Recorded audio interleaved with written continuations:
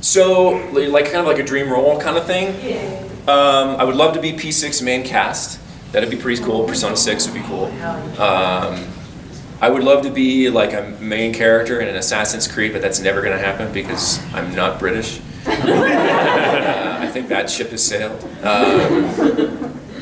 Those are two characters I think I'd really like to play. Two kinds of characters I like to play.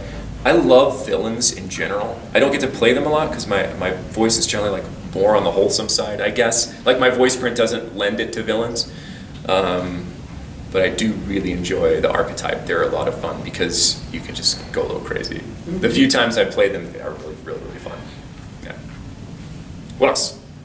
Yeah. Out of all the characters you've cosplayed, who's your absolute favorite? Well, I haven't cosplayed that many characters. I've done 2 Claude cosplays. I guess I've done like a gender bent Edelgard, technically, for one little thing, and then I've done Risley. Rises is the most comfortable, I would say. I'd say that costume is probably my favorite, except that damn cape. The cape, and actually, if you look in the music video, slowly over the course of the any shot in the prison, like it starts here and it's ending up like halfway down my back, to the point where I was like, you can't use that shot. It looks like I'm wearing like a butt cape.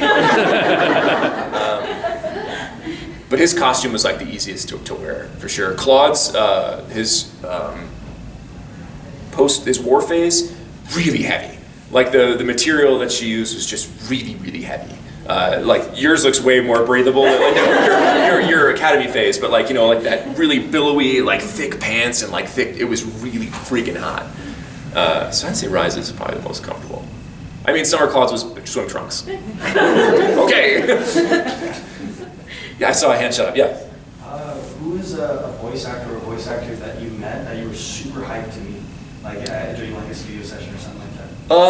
You know, I didn't have so much like any starstruck moments. Back to the Lego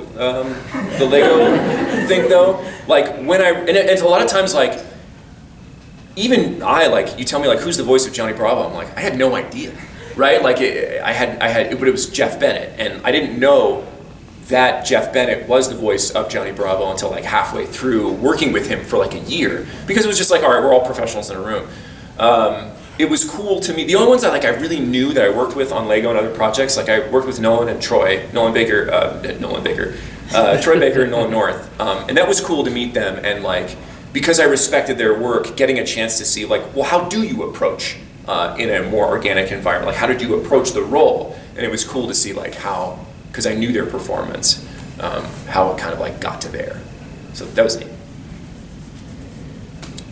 Who else has, you haven't asked a question yet. Are there any skills you still want to learn or projects you really want to do and learn skills for? Are there any skills I want to learn or projects, like do you mean outside of voice acting, or like do I want to learn how to like you do a lot throw a javelin or whatever? You do like parkour and all these other things, like are there any skills you want to add to your skill set? Man, I do kind of collect weird skills and hobbies, don't I? Let's see, like I'm a licensed pilot, I've done parkour, I've scuba dive. What else have I like really not, like I would like to be, I'd like to be fluent in a foreign language. I know a lot, like I'm like this much of a polyglot where I know a little bit of a lot of languages, but I've never approached fluency. That'd be cool. That also sounds like a lot of work. That'd be neat. Or becoming like a black belt in some discipline. Again, same thing with languages. I've dabbled in a lot of different like martial arts, but never like gone all the way. That'd be cool. Yeah. Spin-off question: what language and what martial art? Like what would I like to be fluent in, or like what? Just like maybe a language you go fluent in, or a martial art can be a black belt. So for languages, I've studied in some capacity Russian, Arabic, German.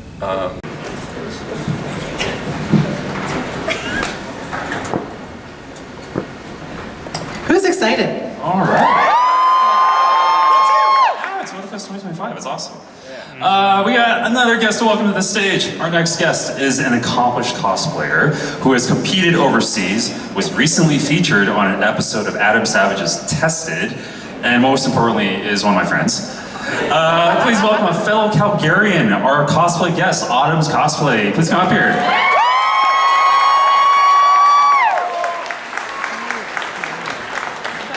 Hi everyone!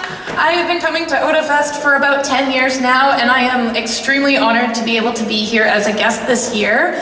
I'm really excited to see everyone, see people at events, and be part of the show overall. If you have a chance to come see me, whether it's at like a competition or at my table or a panel, I'd love to meet everyone.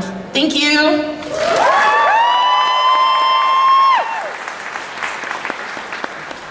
Thanks, Autumn. Thanks, Autumn. Who here is a fan of watching JPEGs play video games and live stream? Aren't they PNGs? Yeah, technically, but I mean a JPEG and PNG is close enough. Well, it's good to know you guys are fans because this is a great year for you. We have a few messages from our VTuber guests, Girl DM and Cottontail VA. Oh, hello, Calgary. Look who's back for round 2. It is I, Girl DM, green-haired catgirl villainess from Canada. Thank you for having me back for another time. I'm very excited to be here. I hope you are too, and I hope you all have a wonderful, super fun, fantastic weekend.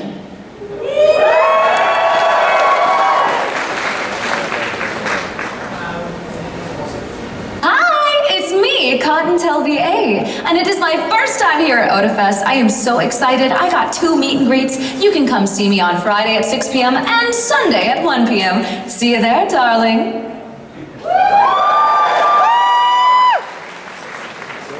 JPEG. JPEGs. Alright, now here at Otafest, we really strive to be a welcoming space for all, and we celebrate many fandoms, not just anime. I'm, of course, talking about drag. But let's be real though, the anime fandom is pretty queer. Yeah. Anime's pretty gay. Yeah, I walked right into that one. Yeah. Please welcome Canada's Drag Race Season 4 runner-up, Aurora Matrix.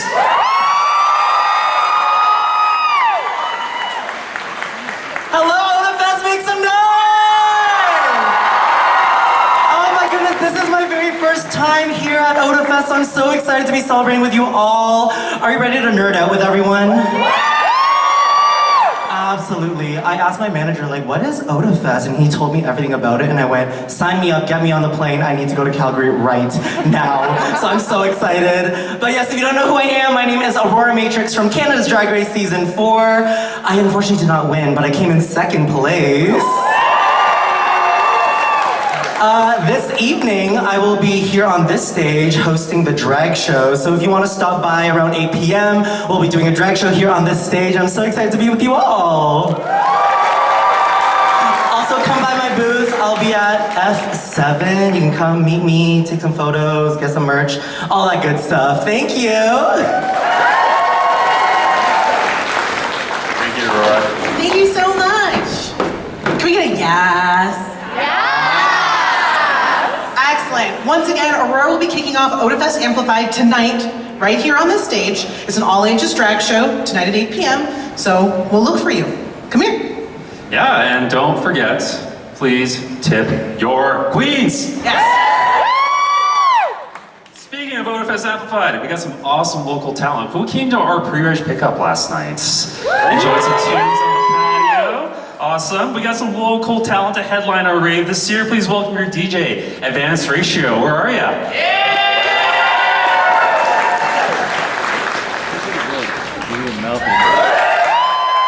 How's everybody doing?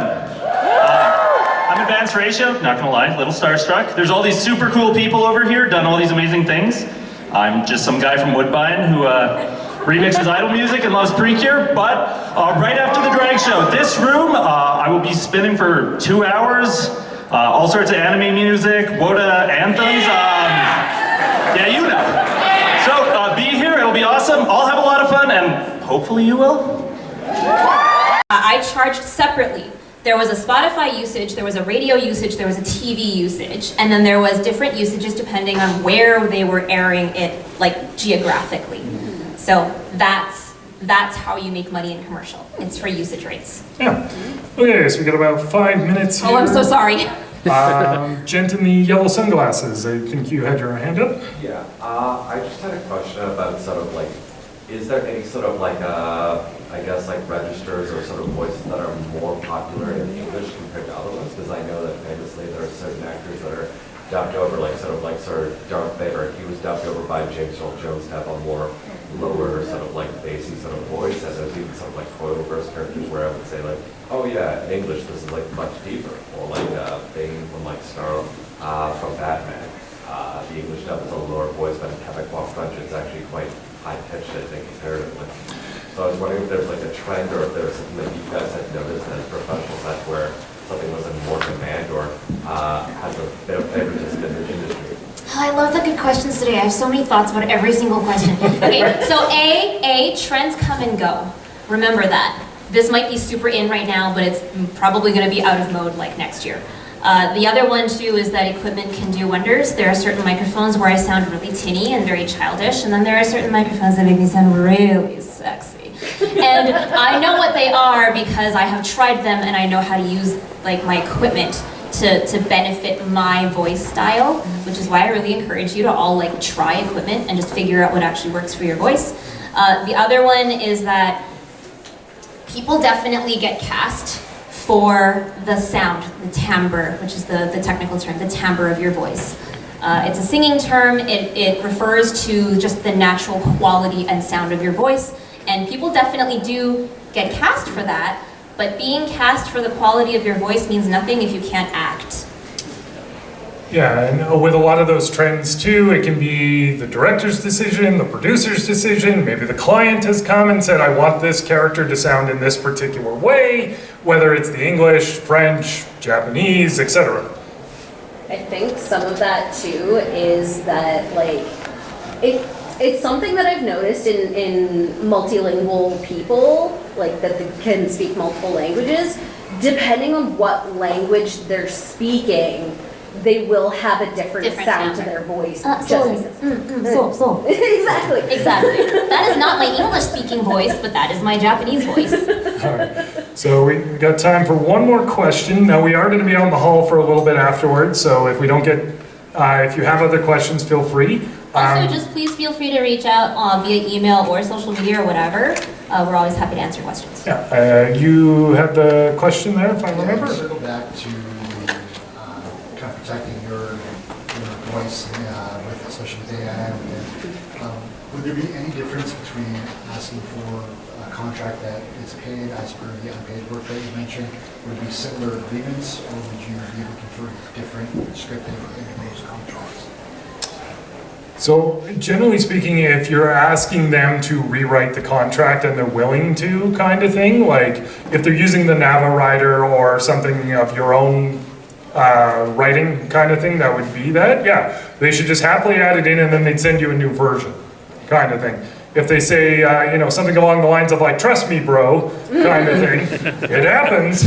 I hate that this is something we have to do, but if you send a form for them to fill out and they return a signed version to you, read the signed version over just in case they've modified any terms and made it look like they signed the one you sent them. Because only the signed version is going to hold up in court, so due diligence. Yeah, you need to protect yourself in this industry, kind of thing, and being due diligent is the key. Yep. So just one last quick little thing. One more. Who has a quick one? Oh. Okay, I see two. Yeah, that pink shirt and the hat.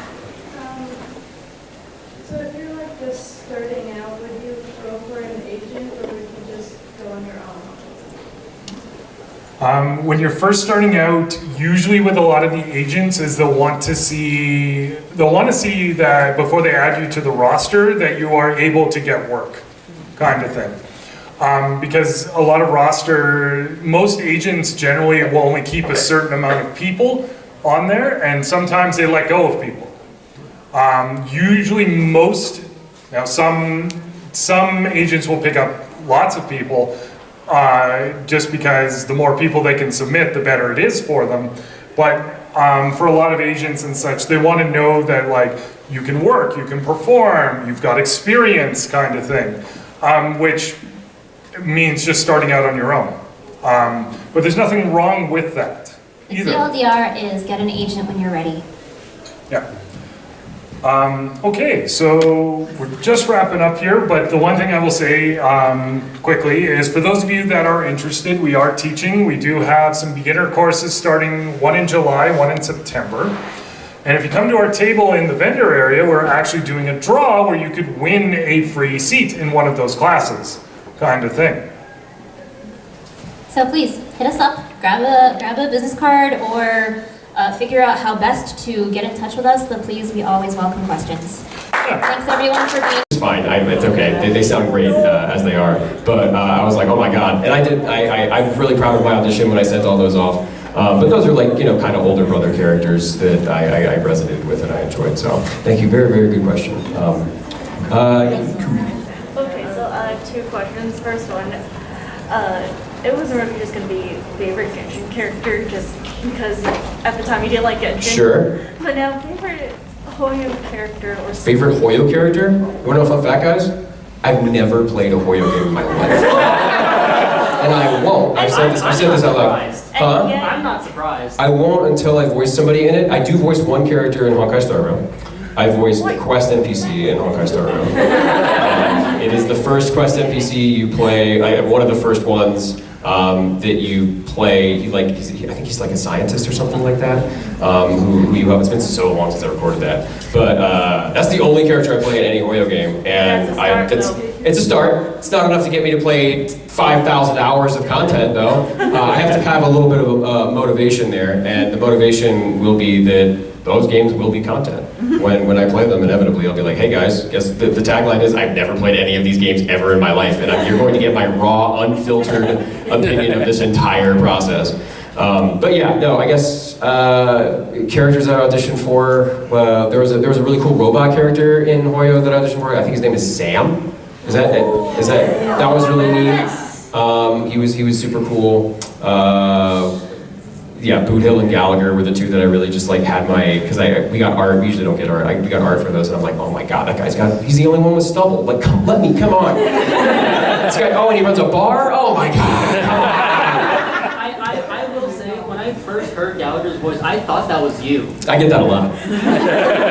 But yeah, no, I have a lot of, and all of my friends that are in those games too. They're phenomenal. Some of the best work they've ever done. Alejandro, what's some of the best work I've ever heard from him? Because when my friends get in it, I go and look up clips of their characters just because it would take forever for me to get through and play to where they get introduced. I'm just like, let's go see what Alejandro did. Let's go see what Ben did for his character. Let's go see what Izzy did for his character, or Howard, or whatever, what have you. And they all know the game. They all know what they're doing. They were cast for a reason. They are consummate professionals, and they are so dang good at their jobs. And it comes through in every line. And I love him to death. Joe out there too, he's Risley, another wolf boy. I love him to death. So yeah, those are guys my favorites just because my friends are playing. And the second Very good question. Oh yeah, one more. Tips for voice acting. Also, I got him to finally try Poutine. Oh, nice. You tried Poutine? Yeah, I tried it before we got here. Nice, awesome. So tips for voice acting. There is a website. This is the like very productive answer that I'm going to give you because we don't have like a lot of time. iwanttobeavoiceactor.com. I know it sounds like really simple, but you'll remember it. And it is a curated Wikipedia for how to become a voice actor, pretty much. By D. Bradley Baker. He's not an anime voice actor. He's way higher level than that. D. Bradley Baker, he's the guy that yells "my leg" in SpongeBob. He voices all the clones in Clone Wars. I probably should have led with that. He voices Appa, and he's prolific. He's been doing this longer than I've been alive, and because of that, he has a font of knowledge that is deep. And he's regurgitated all that with the additional help of everybody, in the industry, and put that online for us. No matter where you are when you're starting to perform or act, there's a place for you to start there. So neat, 10 years, 15 years doing Shakespeare, whatever. I've already done like half of it, right? So this is how you get an agent. This is how you submit to agencies. This is how you get work online, right? You never acted before in your life. Here is where you buy Konstantin Stanislavski and Uta Hagen books. Like this is where you start as an actor. These are the traditional places for you to start as an actor because There's one thing that I run into with people, and it's not bad, it's just not the best way to do it, right? So you never really see a Hollywood celebrity say, I learned how to act watching soap operas. I watched a bunch of soap operas, and I just listened to what they did, and I just kind of adapted what they did, and I regurgitated it in my own style, and I learned from exclusively watching soap operas. Whenever somebody comes up and says, I watch a lot of dubs, and I love voice acting, I've tried voice acting, and I try and just do what they do in the dubs, that's kind of like the same vibe that I get. Where it's like, oh, okay, well, yeah, you watch a lot of dubs, but like, even by some people's opinions in this room, dubs are not that great sometimes, right? Right? And you don't want to learn how to act exclusively by listening and watching a fundamentally mechanically different type of performance. We are locked into, like when we dub anime at least, video games and film is different, but when we dub anime, we're locked into flaps. We're locked into time codes and things like that. So we have to, it's acting in a box is what a lot of people say, acting in a box. But when you get to video games, you can open that stuff up and you can include things like hesitation and breathing to really ground it and make it human and real, right? It's very strange. We were able to do some of that stuff in B-Stars, and there's some dubs that kind of let you have that freedom, take the weights off and let you do that. But yeah, don't learn how to act from watching anime dubs. Appreciate the actors in the dubs because it is a more difficult form of voice acting. It's a more mechanically challenging form of voice acting. But learn how to act first. Go trot the boards. Go read your Hagen and your Stanislavski. Go do a Shakespeare production. Go do a musical. You know, do a medley. Join chorus. You know, do your theater club or whatever, right? Because I want to say like 70% of getting auditions is where you are, like location. So if you're in, you know, success of a game to try to kind of boost our earnings, and it didn't really work. We can get sort of, I've found that negotiations can kind of like keep up with inflation and cost of goods, but it's very difficult to walk in and all of a sudden be like, hey, will you pay me twice what you've already been paying me, regardless of what we think it's worth. It's very difficult. Anime got its first raise in like 20 years, like 3 years ago. So it's difficult. It's very difficult. Yeah. Hi. You said that the landscape has like changed where people are doing a lot of things at home, remote, all that. Say for the average person who's in voice acting or like kind of up and starting, how much travel do you end up having to do overall now? I do 99% of my work from my booth, even though I'm in LA. And I'm unique in that I started as a home studio guy, right? I started in Virginia, by the way. That's where I spent the first 2 years of my full-time career before I moved to LA. So the answer was I traveled 0% of the time when I was in Virginia. When I moved to LA and started getting a little bit more into work that required me to be in studio, I might go to a studio 2 or 3 times a week for various projects. Now I might go to a studio twice a month. But that's also because I've established myself as a competent engineer with a very good home studio who is not going to give a company any kind of trouble. Like when I walk into a session, the engineer goes, "Oh God, thank God." Joe is gonna Joe knows what he's doing, right? That's just like my reputation. Yes. I've got a question. Do you have any advice for anyone who has disabilities who wants to try? Do I have any advice for people with disabilities? That's a tricky one. I'm not qualified in any official capacity to teach folks with disabilities. Have I taught folks with things like speech apraxia and stutters before? Yes.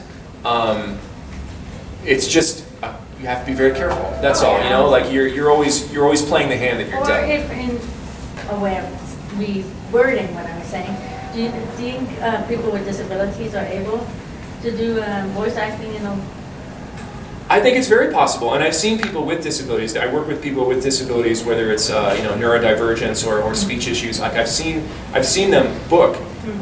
You will be going uphill a little bit more than someone who's not disabled, but that's just kind of the way it works. But yes, I think it's possible.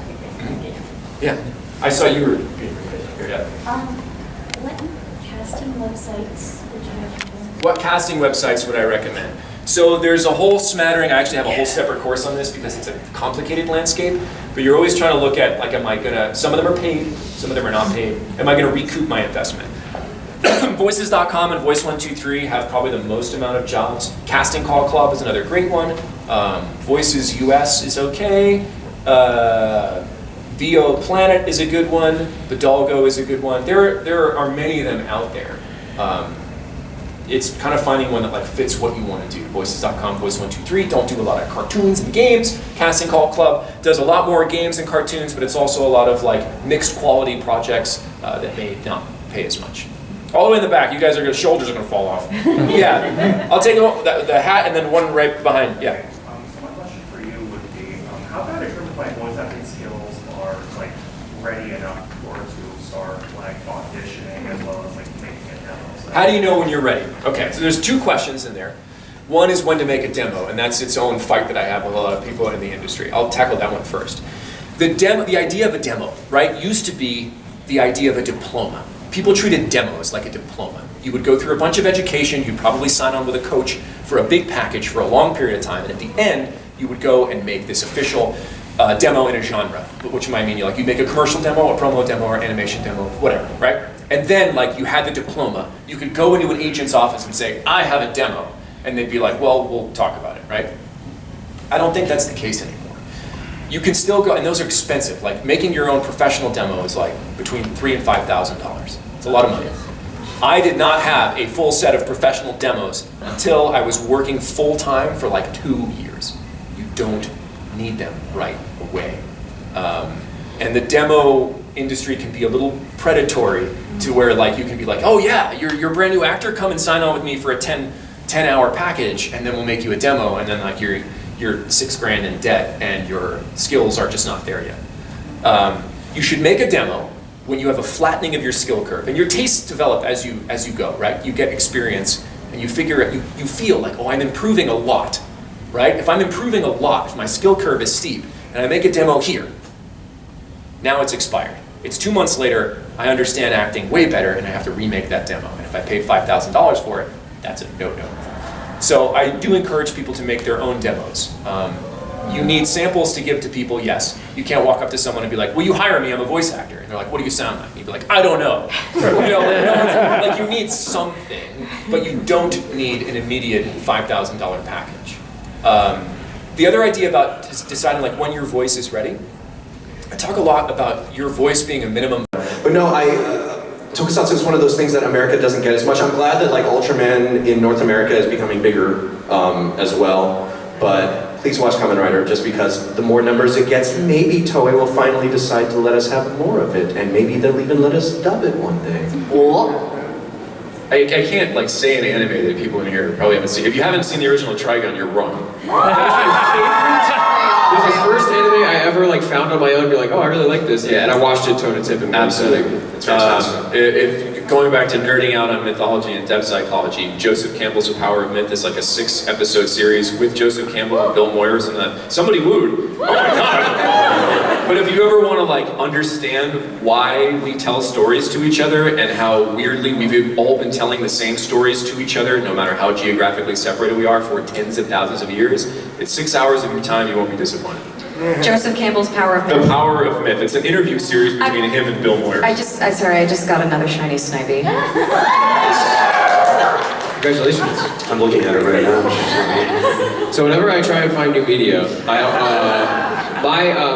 process, especially if I'm trying to find something larger to watch that's older, is if I get an audition and there's a character reference there deliberately, and that happens more than twice in a year, I'll go and watch that whole series, whatever it is, because it'll be like, oh, clearly this is resonating with some producers or somebody, at a studio somewhere, and it's just I'll see what this character is about, and it's like reading a manga before you audition for something. You're just let's see what this character is about in context, right? So I watched, for that reason, I watched all of Battlestar Galactica. I watched all of Stargate SG-1. That is my other way. Stargate SG-1. It's so good. It's so good. It's so good. It's one of my favorite sci-fi series. I love Star Trek and The Next Generation. Deep Space Nine is fantastic as well. Let's see. I watched Band of Brothers because of that, which I had never seen before. Phenomenal take on war. And then I watched. That was and then, you know, somebody recommended, well, that was how I got into Warhammer, I was like, oh, I want this, you know, character in the Warhammer verse is kind of what we're looking at, and it's like a really specific reference, but I went and started reading all that stuff, and I'm like, oh, this is all artfully written and really poetic, and like, I grew up Catholic, so like, a lot of Warhammer is just like, oh my god, this is like satire on Catholicism, and I'm like, yeah, okay, there you go. Cool, I resonate with this. But for an anime recommendation, I got two, and they're kind of in the same vein. One is Akudama Drive. If you haven't seen Akudama Drive, it's just like you were talking about, it is a concise story, 12 episodes, beginning, middle, and end, you know, by the character designers who did Danganronpa, so they all have very, very unique silhouettes and aesthetics and vibes, and there's a solid ending, no sequel, no cliffhanger, nothing. The second one is in the same vein. These are all kind of like Ocean's 11 type stories called Super Crooks, which is on Netflix. Whoa, I didn't do that, I promise.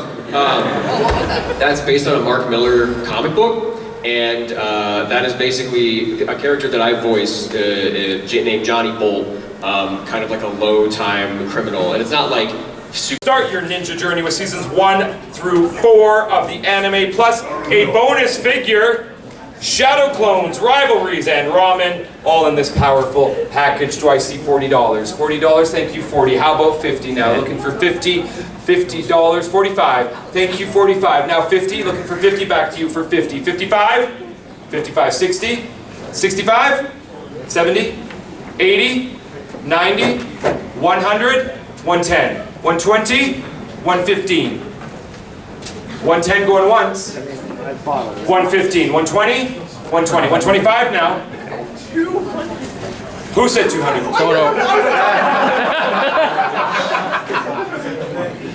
What was your last bid, sir? 120. 120? Do you want any 125? 125. 130 now? 130. 135? All right, we got 130 going once. 130 going twice. Sold for 130.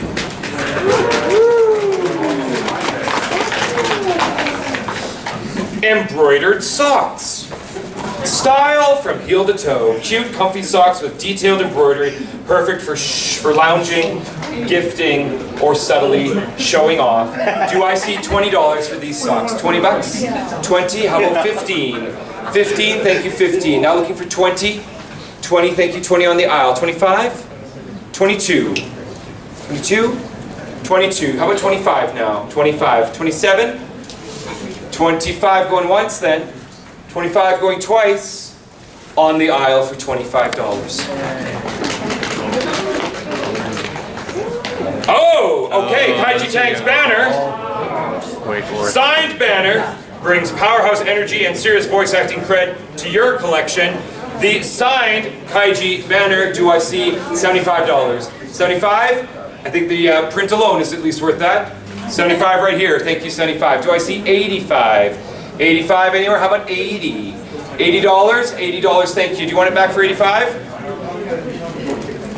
85, how about 90? 90, there it is. Do you want to do 95? We've got 90, how about 95 anywhere in the room? Otherwise it's 90, 95 right in the corner. Okay, and 100 in front. 100? Yes, thank you, 100. 105? 105. 110?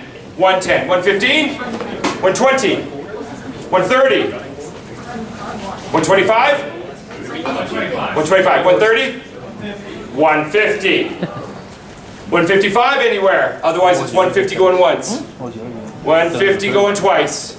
Sold for $150. Straight from the yard to your heart, this cuddly Neko Atsume plush brings chill cat collector vibes, perfect for fans of feline freeloaders. Do I see 30? 30 right here. Now 40, thank you, 40. Looking for 50, thank you, 50. Looking for 60. 60 back here at the front. You want to do 70? 70, here it is. We got 80 anywhere. 80 right here back at the front. You want to do 90? 85? 80, we've got 80. 85 anywhere, otherwise it's 80 going once. 80 going twice. Sold for $80. Kirby. Now we've got a Kirby figurine, small, round, and ready to inhale your heart. This adorable Kirby figure is perfect for desk displays or summoning star-powered joy. We've got this little Kirby figure. Do I see 20? $20, thank you, 20. Now looking for 30. 30 anywhere, otherwise we could go to 25. 25, thank you, 25. Now looking for 30. 30 anywhere? 30? 27 perhaps. Otherwise it's 25 going once. 30? Thank you, 30. And how about, do you want to do 35? Do you want to do 32? Okay, we got 30 at the back corner going once. 30 going twice. Sold back corner, $30.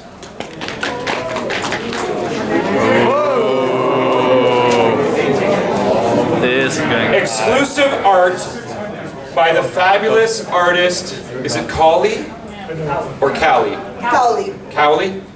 Made to support a great cause. Check out this incredible charity print. Do I see $150? Thank you, 150. Do I see 200? 200 right here. 250 now, 250. 300, 350, 400, 450, 500, 550, 600. We got 600. Do I got 625 anywhere? 700. 750? 800? 850? 9? 1,000? 11. 12. 13. 1250. 1225. 12 going once. What's your bid, sir? 1,500. 1,500. We've got 15. Do you want to do? 16. 17 now? 17. 18. 19. 2. 2,000. 21. 22. 23. 24. 25. 26. 27. 28. 29. 30. 31. 32, Hope? 32. 32. 33. 34. 35. 36. 35, 50. 35, 25. 35, 25. 35, 50. 35, 50. 35, 50 going once. 35, 50 going twice. Oh, you guys, 35, 50 is winning.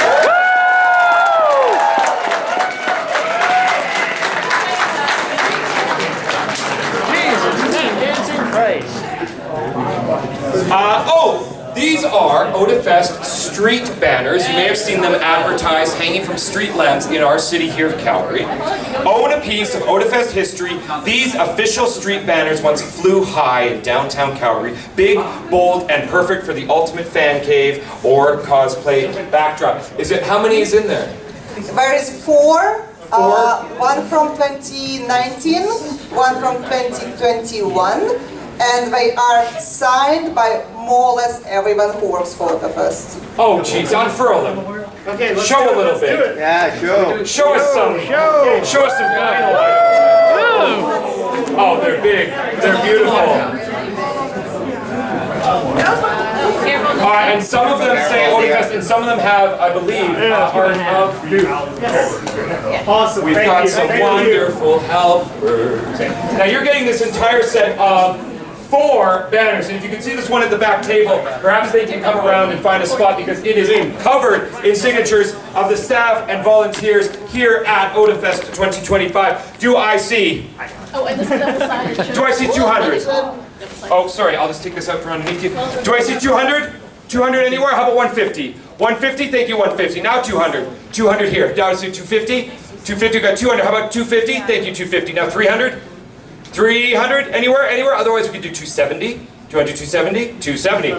270. 280 now. 280? 280. How about 290? You want to do 290? 280 going once. 280 going twice. Sold for $280.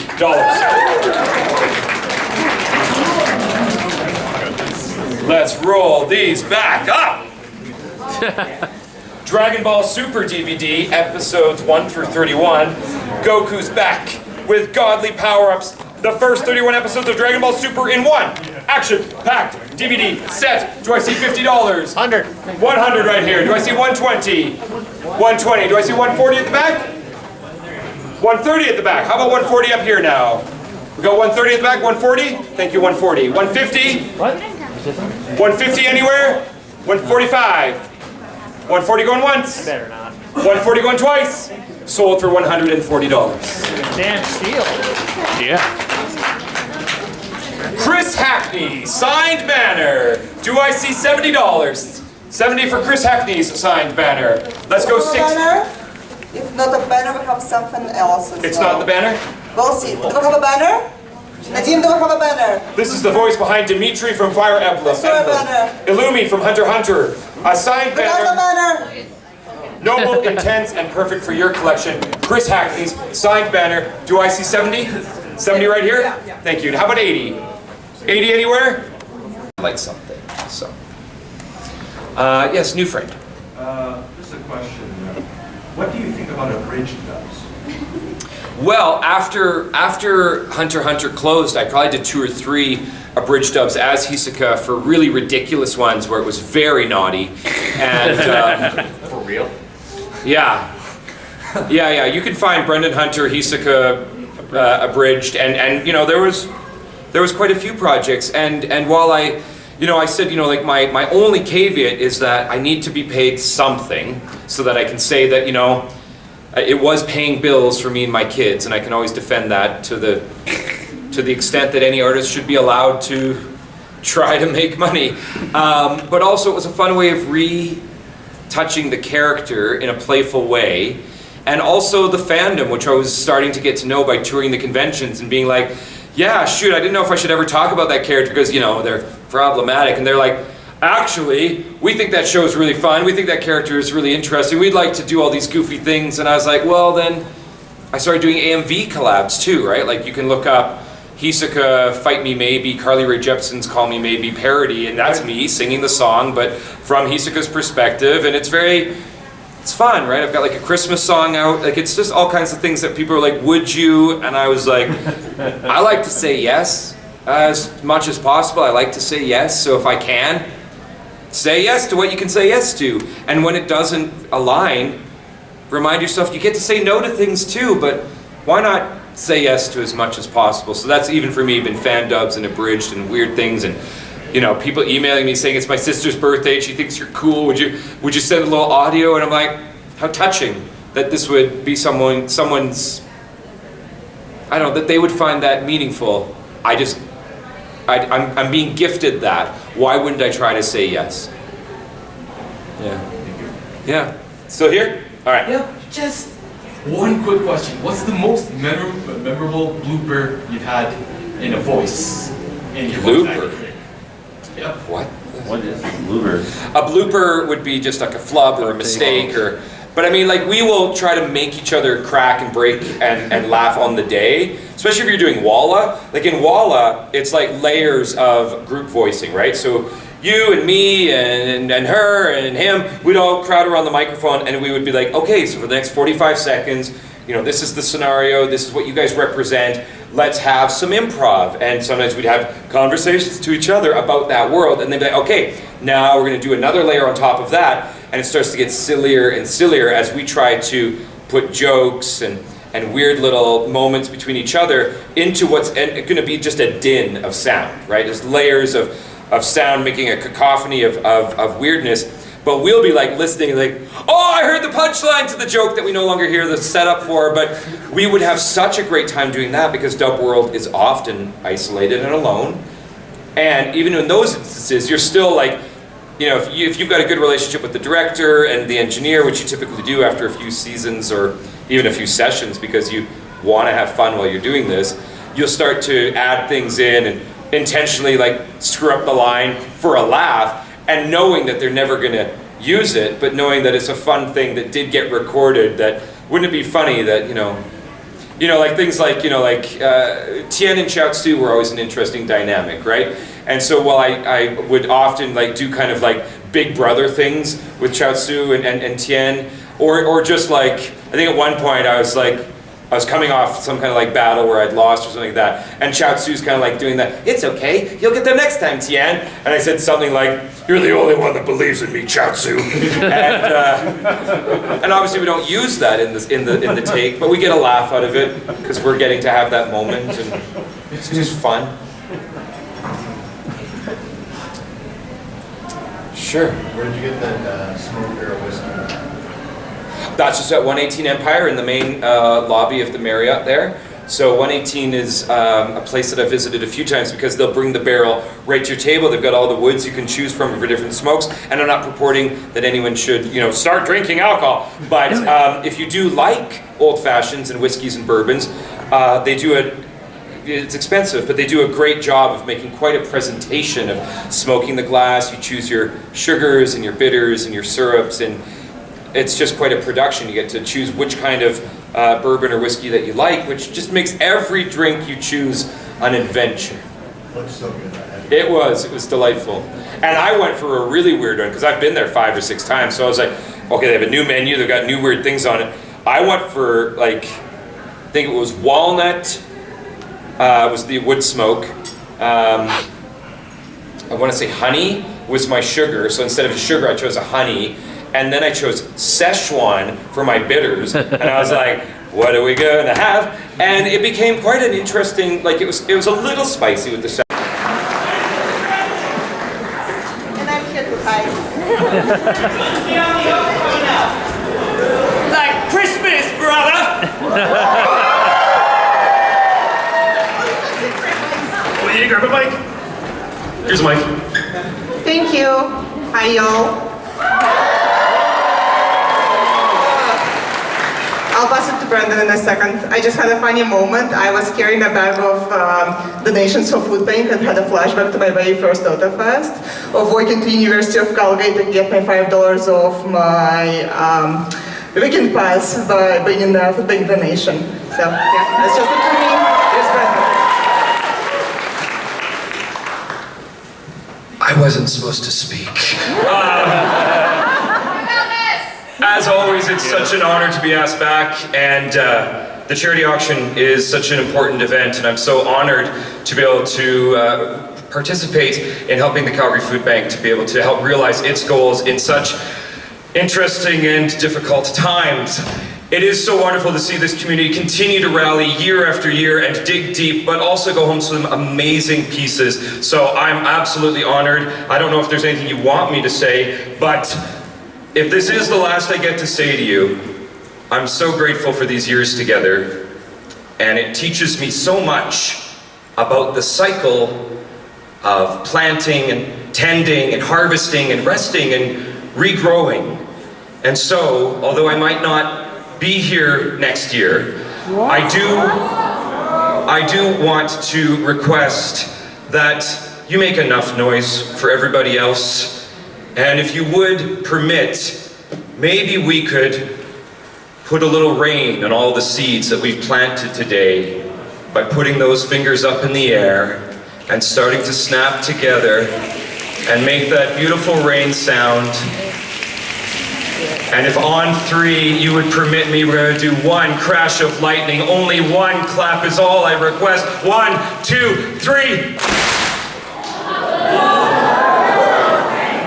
I love you, Otafest.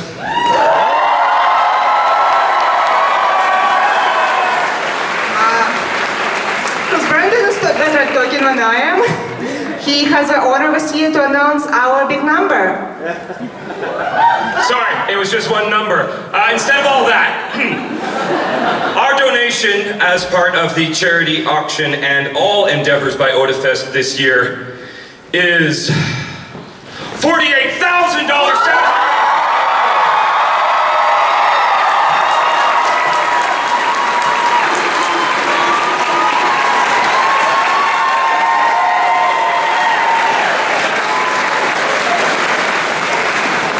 Goodness. Thank you, Otafest. Thank you guys. You guys did that. That is absolutely incredible. Right now, we are feeding 800 households a day. That's a lot of people, and this donation is going to go such a long way.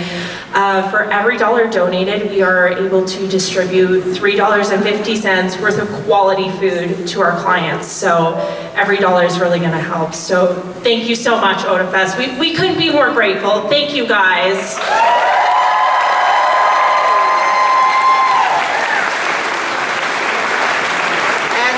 We do have our lovely charity print done by our fantastic artist, Carly, and that will go to Food Bank for the change for more years.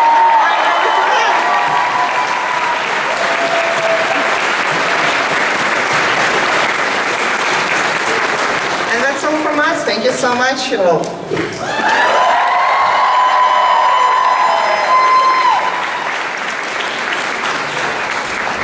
Thank you so much, Brandon.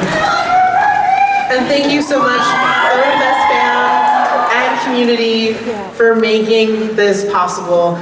None of this would be possible without your generosity and your kind ability to give, so thank all of you.